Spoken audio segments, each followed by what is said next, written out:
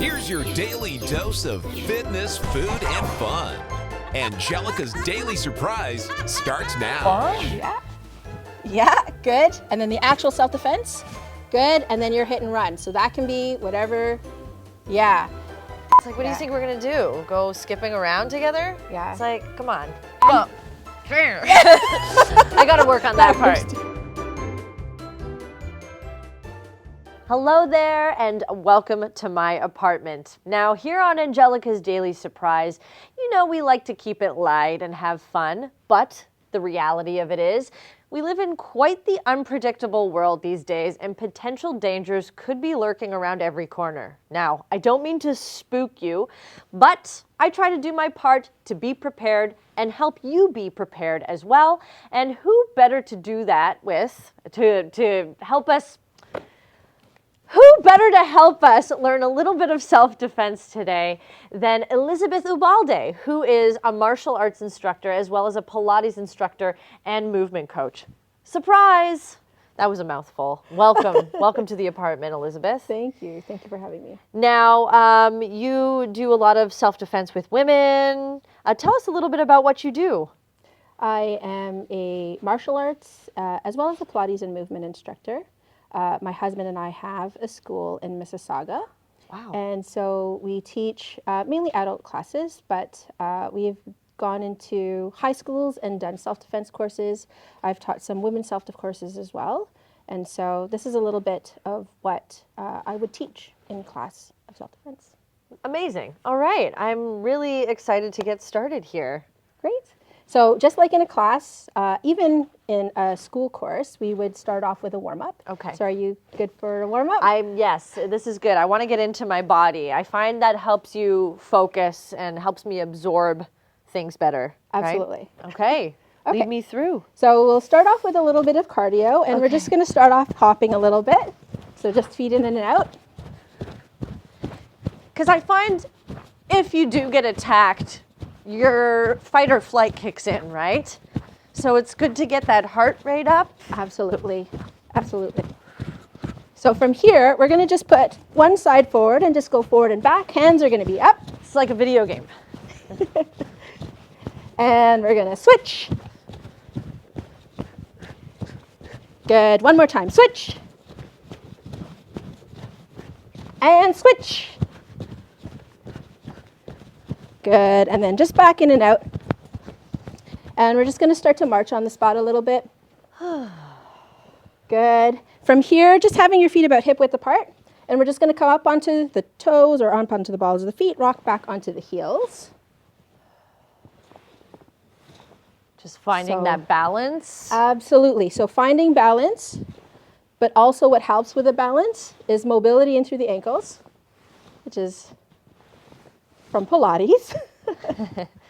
Pilates does seem to be the fix-it-all for any kinds of issues in the body, huh? Yeah, I find that, especially with the martial arts, I'm able to use the Pilates now to really help the people who are practicing, so it's great. Oh, We're wow. actually going to go inside and outside blades of the feet, so working. I've never done this before, but I guess it's good to get to feel the range of motion fully in your ankles and feet, right? Yes. Okay, and then from here, we're just going to spread our feet about halfway apart, and we're going to bend our knees, and we're going to take our elbows inside our knees and push the knees out. Yes. So we should feel a nice stretch through the inside here. And then we're going to take our hands down onto the ground. I'm just going to move forward a little bit. Yeah. And we're going to shift our weight over to one side. And if you can, you're trying to keep both feet flat on the floor, toes facing forward. And we're going to switch over to the other side. Good. And then switch back over. And this time come up onto the heel of that foot. And then switch. Good. And then we're going to come back in, and we're going to straighten the legs and just hang. Feels good. It does feel very good. Okay, and then from here, we're going to come back and bend our knees. Big inhale. And then exhale, reach back. And then we're going to come all the way back up. Breathe up and out. Good. Just shake the arms out. Good. And just cross the arms in front, right over left. Over right. Good. And just shake out the arms. I think we're good to go. Nice. Okay, so the first thing I want to go over with in a self-defense situation is there are 4 steps to a self-defense. First step is to relax. And again, that's more so just about dealing with a situation in front of you. So a lot of people will go into shock once they get grabbed, and so you want to just relax and deal with the situation. Okay, second step is to do some kind of distraction. So I'm going to use Anjelica here. Okay. Okay, and different places on the body that you can hit that will be effective regardless of the size of the person and how strong they are or how big they are. So starting from the bottom up, we have the top of the foot. Okay, a lot of bones there. So if I go to hit right there. Whoa, yeah, that's a tender area. It is. And if I can break some bones there, it will provide less mobility for the person attacking and give me a better chance to escape. Wow. Yeah, Okay. so this is really good, and especially, you know, if you're out at night and you've got your stilettos on. I was just about to say, if you're Yeah. rocking those stilettos, that is not going to be good for whoever's on the receiving end. Absolutely. Serves them right, though. Exactly. So we're moving up. We can hit towards the knees. Again, it's a little bit of a harder target, especially because in a self-defense situation, it's very dynamic. It's not static. And so it's a harder target to hit. But you can go just above the knees, so just on the outside. And I was showing this here. We're going to take our hand Okay. just over top of our knee. So think of the quad here. Middle finger, and then spread the fingers out just where your pinky finger is. There's a nerve cluster right here. And it's very effective. When I go to hit it hard, what it does is it sends a message up to the brain to shut off that leg. If I hit it really hard, it will send a message to the brain and shut off both legs.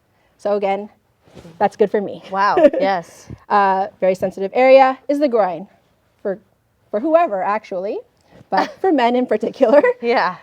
We try to avoid the middle area, especially for men. They can take a shot. And so we want to try and use our tools really effectively and very efficiently. And quickly, right? Absolutely. Because it's like time is of the essence in these situations. Yeah. It's weird. I would imagine that like things aren't happening quite as quickly as it would feel in the moment. You do have some time to kind of react properly, but you need to get that into your body in order for it to be an instinct, right? Exactly. Okay. It's one of those things that you, yeah. Got there you go. that. To train. Okay. Okay, and then we move up to the face. Even before the face, the throat. But really, in a self-defense situation, it depends on the severity, right? So if I'm, by myself in the subway, and then somebody goes to attack me, then I'm going to do what I need to do to be able to get out of the situation. But if my grandmother comes up to me and grabs me by surprise, I don't want to poke her in the eyes, because that wouldn't be good either, right? So we can hit towards the throat, we affect the breathing. Okay. Moving up to the face, we've got the eyes, we've got the nose, so hitting towards the nose, affecting the breathing. We've got even like the jaw and the chin, okay? We also do have the ears. And so with the ears, if you just make a cupping motion with your hands, just like so, okay? And just very lightly, all you're gonna do is just start to put your hands on your ears and then release. And you can kind of feel a vacuum or sense of vacuum happening there. And so if I do that really quickly, like this to somebody's ears, what it does, your balance or what keeps you standing is in between the ears. And so it's going to throw that off. And so they might lose a little bit of balance there for a split second. So Again, I'm thinking foot, ears. yeah, if I have hands free, ears are good. Okay. Yeah. Yeah. All right. Now, the actual What self-defense... happens if your hands aren't free? This is exactly the point. In fact, the 2 self-defenses that we're going to do are going to be single wrist and double wrist. Okay. So you won't have hands free here. Yes. Single wrist is actually one of the most common grabs that are done. And this is, I think, even a statistic too, because it can be as simple as just somebody's going and grabbing the hand I and find saying, that's hey. happened to me before. Yeah. They'll be like, that? Yeah. Yeah. right? And so I mean, I'm lucky I've never been attacked, but when I find people have broken the appropriate physical boundary, it's always this. It's always that, right? That's exactly how it starts. It's like, what do you think we're going to do? Go skipping around together? Yeah. It's like, come on. For sure. Okay. So what do you do? Okay, so from here, if I go to grab, single wrist. Okay. Again, we start off with our distractions. So what we just kind of went through. So I can kick to the groin, I can hit. If I do have a hand free, I can still do the cup to the ear. Okay, and even just one side of the ear will still be effective. Okay, from here, what you want to do is if you see the grab here, and if you think of this as a link on the chain, kind of where the fingers meet here is that weak link of the chain. And so you want to rotate your wrist towards the direction of the thumb. Okay. Yeah, and just pull and then pull towards you. Uh-huh. Okay, so even if I were to grab on hard this way here, okay, and you just start to rotate and pull towards you, but you got to do the rotation. Rotation 1, 2. You got it. Okay. And so it'll be a simultaneous action of the rotation and the pull at the same time. Okay. Yeah. Because if I just try, just like what you did there, if I just try to pull without the rotation, then it's not as effective. I create that rotation because then it helps. It slips out. Exactly. Yeah. Okay. That's it.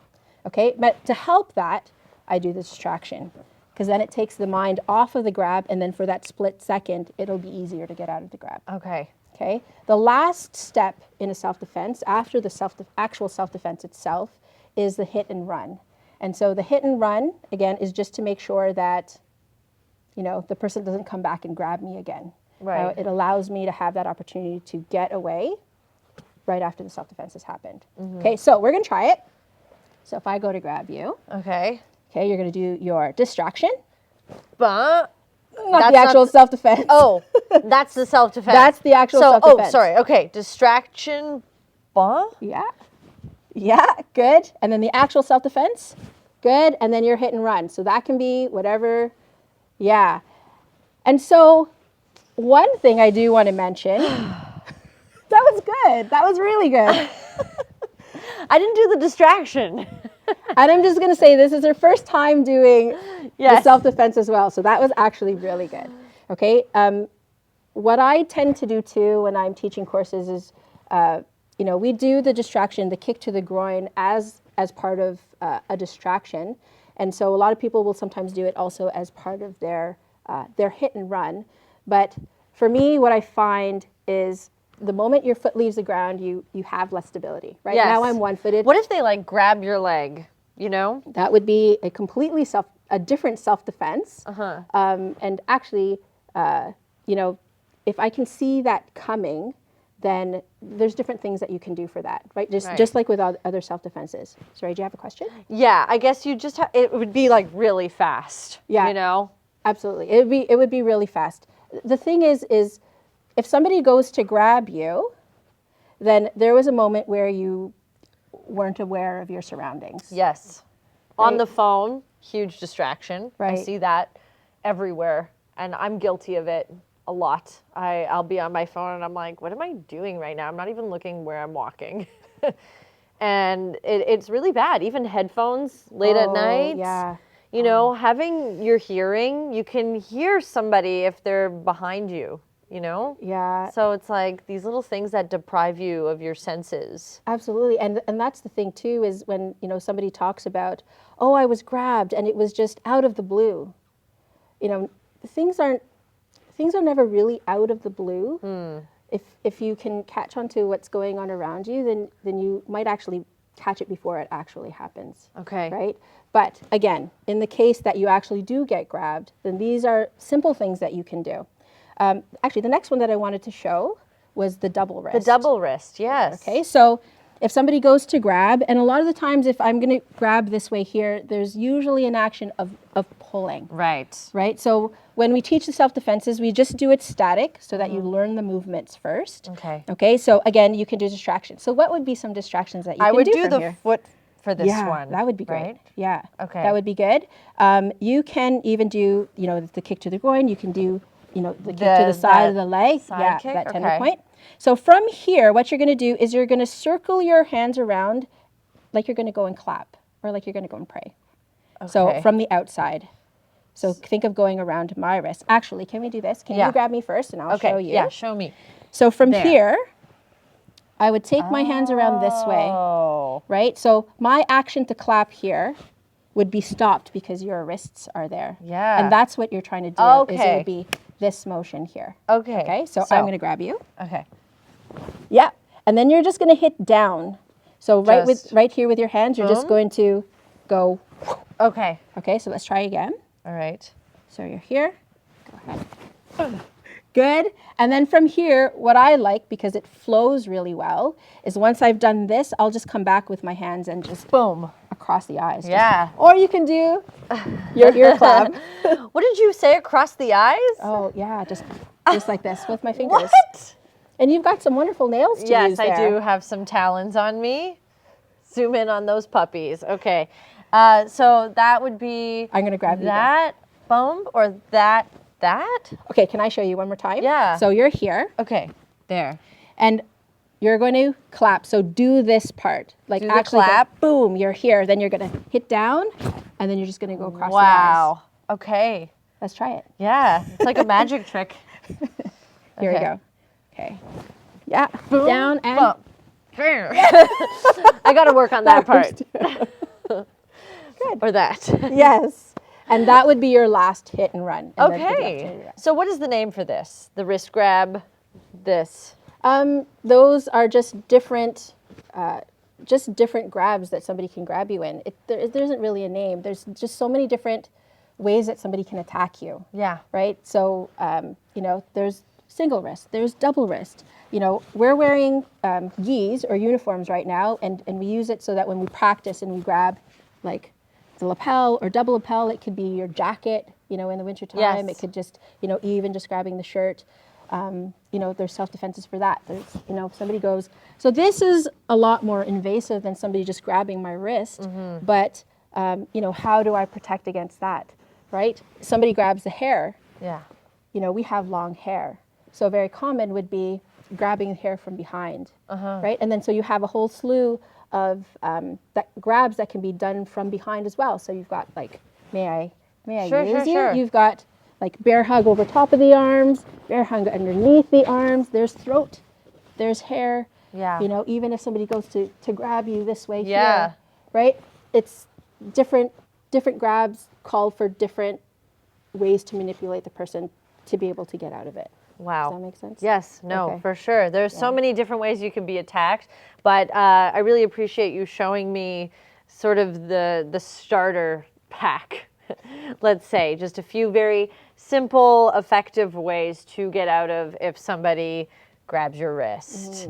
Or grabs both of your wrists, and just identifying those tender spots. It really doesn't have to be complicated. It's not like a Charlie's Angels movie where you think you have to be an expert. No, just that foot thing and the ear thing, that one really stuck with me, and that it's like I already feel so much more well equipped knowing that. So thank you so much. Oh, you're welcome. Elizabeth Ubalde, you're absolutely incredible. Thank you so Thank much you. for teaching me Thank these not tricks, but very practical moves that anybody can use to defend themselves. That's been Anjelica's Daily Surprise. See you tomorrow, and don't forget to like, share, and subscribe. Bye.